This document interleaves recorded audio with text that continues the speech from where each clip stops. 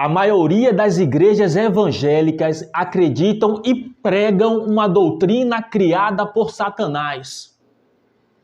A doutrina da imortalidade da alma é uma doutrina antibíblica, que não tem nenhuma fundamentação bíblica. E eu vou provar o que eu estou dizendo. Acompanhe esses dois vídeos que esses dois pastores estão falando e vejam o que eles estão pregando tem alguma amparo bíblico, está na Bíblia. Acompanhe os vídeos. Quem morre hoje com Cristo vai para o céu. Qual a base bíblica? A passagem da crucificação, quando o ladrão diz para Jesus: mestre, lembra-te de mim quando entrar no teu reino. Jesus diz: em verdade, verdade te digo, hoje mesmo estará comigo no paraíso. O ladrão, quando morreu na cruz, o corpo foi para onde? Para o túmulo. A alma para o céu, para o seio de Abraão, para o paraíso, para a bem-aventurança celeste. Jesus, quando morreu, o corpo foi para onde? Para a sepultura, que José de Arimateia comprou. E a alma? Para o paraíso. O ímpio, sem Jesus, quando ele morre, para onde ele vai? O corpo do ímpio vai para a sepultura. E a alma? Vai para o Hades. A morte física, ela não é o fim da nossa existência, mas ela consiste na separação do corpo e da alma ou espírito, é a mesma coisa. E esse espírito ou alma, ele continua a existir mesmo depois da morte física. Afinal de contas, o homem é mortal ou imortal? Tem um homem uma alma que se desprende do corpo e vai para o céu? Ou vai para o inferno, a depender do seu comportamento aqui na terra? Esses dois pastores atacam a igreja adventista por defender a mortalidade da alma. Nós acreditamos que quando o homem morre, acabou tudo. Ali ele está na sepultura, esperando o julgamento e a volta de Jesus para retribuir a cada um conforme as suas obras. É assim que cremos. Mas afinal, quem está certo? A alma é mortal ou imortal? Vamos deixar Deus falar, vamos deixar a Bíblia falar. Deus é que tem a autoridade sobre este assunto. E o que a Bíblia nos ensina sobre isso? Antes, porém, nós temos que entender que a doutrina da imortalidade da alma, ela surge na filosofia grega, com o filósofo Platão.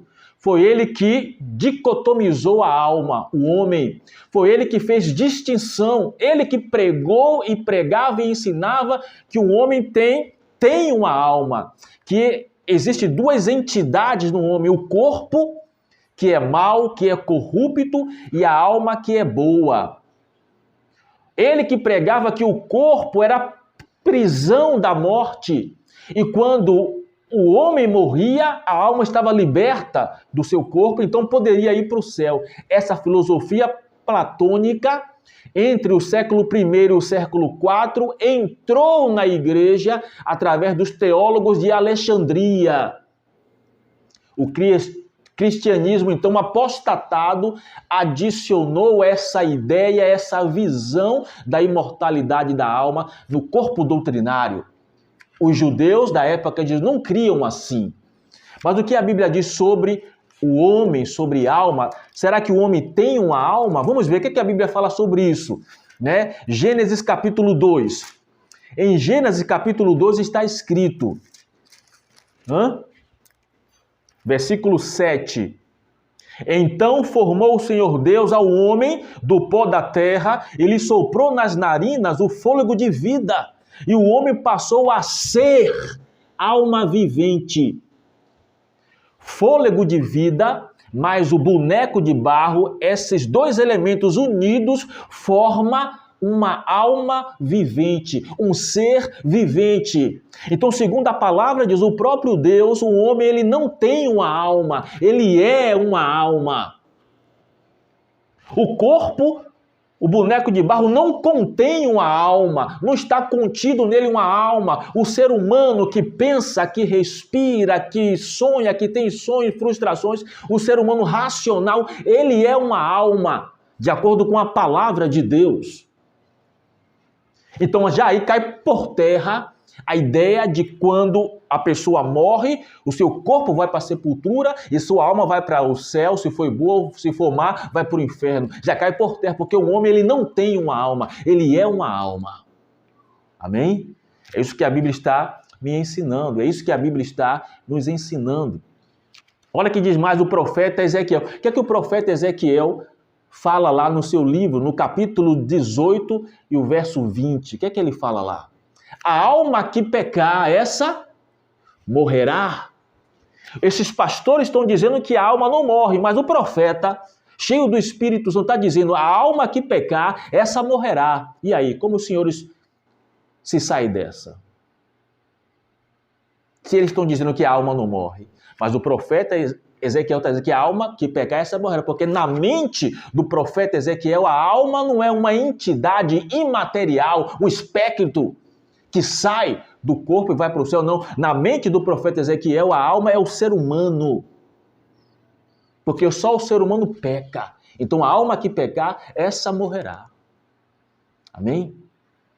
O salmista Davi, no Salmo 42, verso 2, o que é que ele diz lá? Ele diz: a minha alma tem sede de Deus. Eu pergunto, hipoteticamente pensando, digamos que realmente a alma é um ser imaterial, que quando o homem morre, ela se desprende do corpo e vai para o céu. Eu pergunto, a alma sente sede?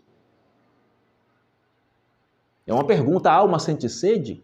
Um ser imaterial que está no céu sente sede? Não. Então, quando o salmista Davi diz, a minha alma tem sede de Deus, ele está dizendo, a minha alma, eu desejo a Deus.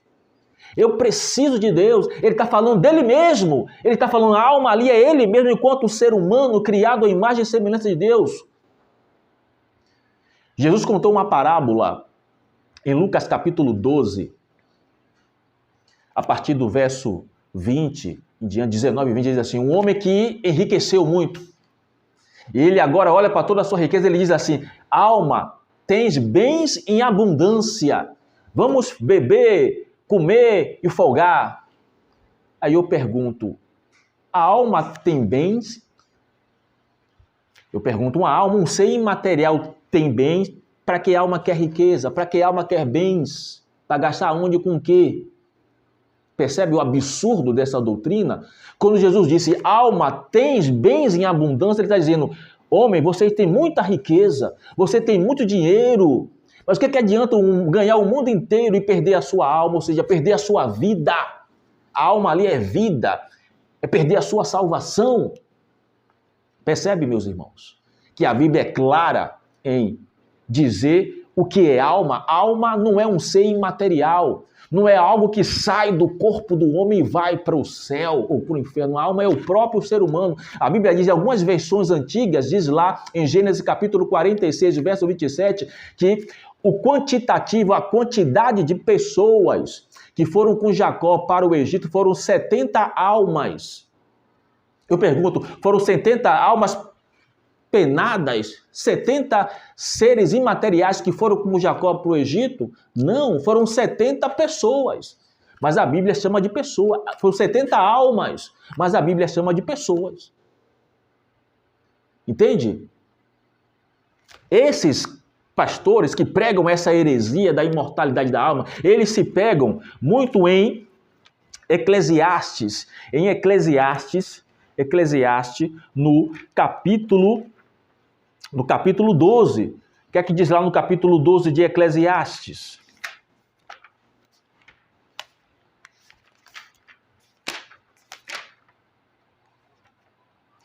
O que é que diz lá no capítulo 12 de Eclesiastes?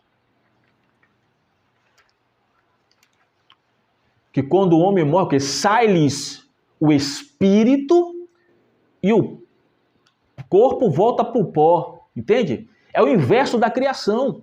Né? O corpo volta para o pó, da onde ele veio, e o espírito volta para Deus que o deu. E assim está escrito em Eclesiastes.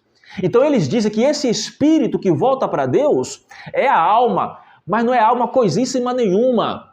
Espírito é uma coisa, alma é outra. Qual foi os elementos da criação? Deus ao criar o boneco de barro, a Bíblia diz o quê? Que ele soprou em suas narinas o fôlego de vida. Em outras versões tem espírito de vida. Então o espírito de vida e o fôlego de vida é a mesma coisa. Então a junção do espírito de vida, o fôlego de vida, mais o corpo, o boneco de barro, essa junção se forma uma alma vivente.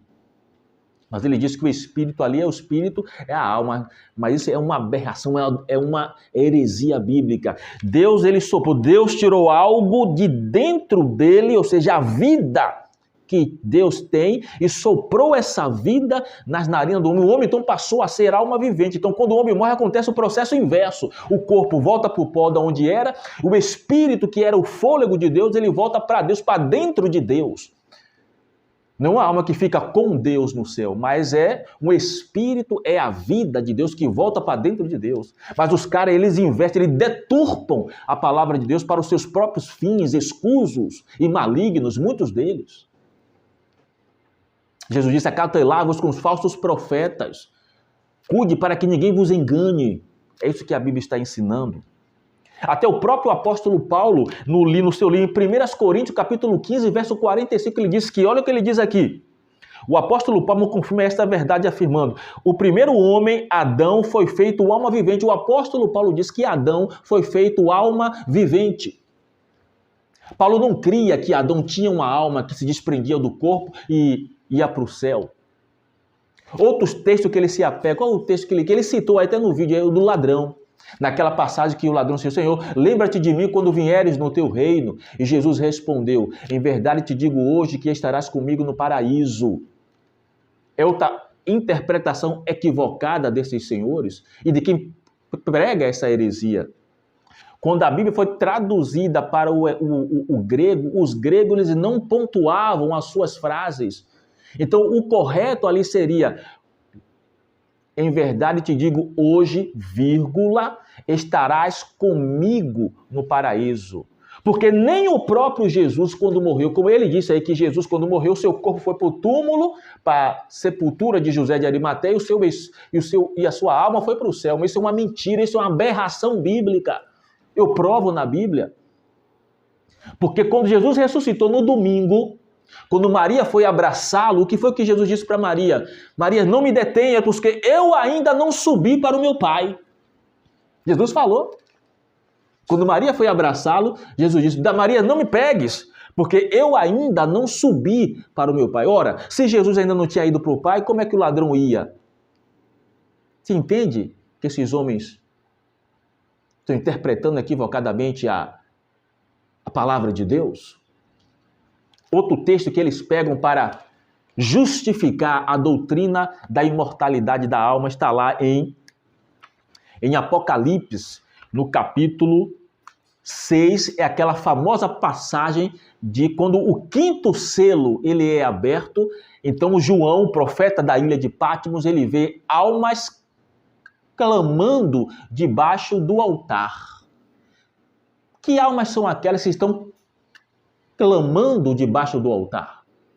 O livro do Apocalipse é um livro simbólico. 97, 98% dizem os estudiosos do livro do Apocalipse é simbolismo puro. Então, não se interpreta como se ler.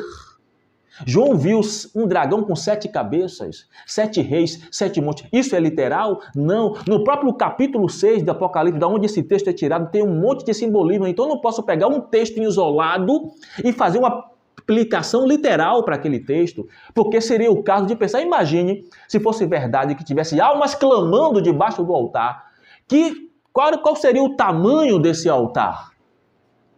Entende? Então, como explicar aquele texto? É simples, ali é uma figura de linguagem. Deus está querendo dizer que ele fará justiça aos mártires que morreram em favor da verdade do Evangelho. Quando um assassino, ele mata alguém e ele é preso, o assassino foi preso, a vítima faleceu. O processo que está tramitando na justiça está pedindo justiça. Está pedindo justiça à vítima que foi morta. Está pedindo que o assassino dela seja preso. Vou dar outro exemplo claro. Gênesis capítulo 4. quando Caim matou Abel, o que foi que Deus disse para Abel? O que foi que Deus disse para Caim? Caim, o sangue do seu irmão Abel, ele clama a mim. Eu ouço a voz do sangue de Abel clamando a mim. Eu pergunto, o sangue clama? Não. Ali foi uma figura de linguagem, a personificação, atribuir características humanas a seres inanimados. O sangue não clama. Então por que Deus falou isso? Por que Deus queria dizer a Caim com isso? Caim, eu sei o que você fez, eu sei que você matou Abel. Entende? Então é isso, meus queridos. Agora, aonde foi que surgiu essa doutrina satânica da imortalidade da alma? Gênesis capítulo 3. Gênesis capítulo 3. No capítulo 2, verso 17, Deus disse a Adão e Eva, olha, todas as árvores dos jardins vocês poderão comer livremente, mas da árvore que está no meio do jardim, dela não comereis, porque no dia que vocês comerdes, certamente vocês irão morrer.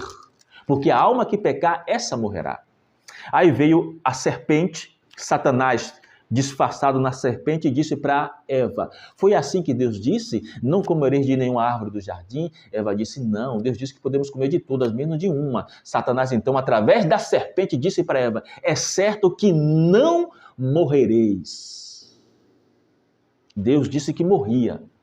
Se comesse, morria. Satanás, através da serpente, disse que vocês não irão morrer. Estão percebendo de onde vem essa doutrina maligna da imortalidade da alma? Vem da mente, vem do pai da mentira, que é Satanás. Foi ele que disse, olha, não vai morrer. Percebeu? Notem uma coisa interessante. Eu vou encerrar com esse texto. Provando que não existe nenhum homem imortal, portanto, nenhuma alma imortal. Quando Adão e Eva pecaram, o que foi que Deus fez com eles?